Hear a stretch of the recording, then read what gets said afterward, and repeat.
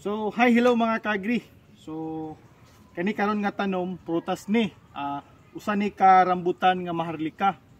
So, ato ni karong igrap mga kaagri kay aron paspas og dali iyang pagunod.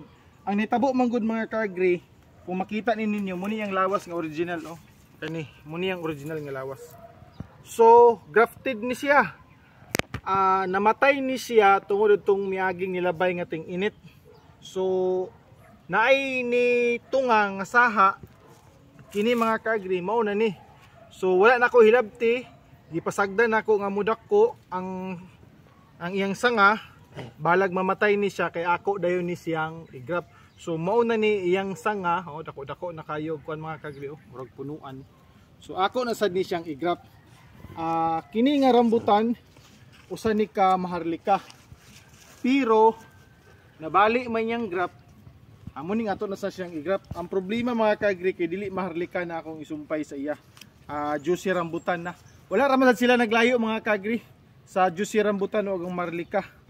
So maharlika ni siya original nga rambutan, gigrap gyapon sa maharlika para dali ang tubo. Ang problema namatay. So namatay siya dinidapit sa iyang grafted. So ang nitubo katunang ugat.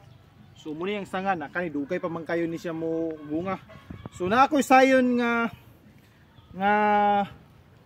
juicy rambutan. So muni karon na atong isumpay. So ato ning igrap mga kaagri. So mao ni ato ning igrap.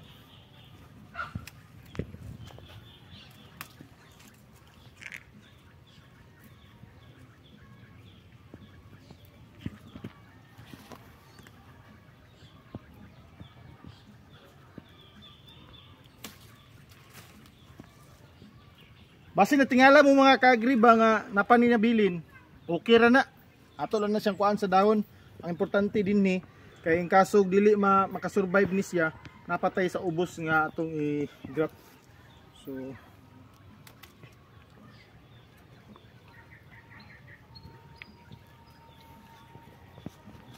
mga kaagri mo ni atong sayon mga kaagri.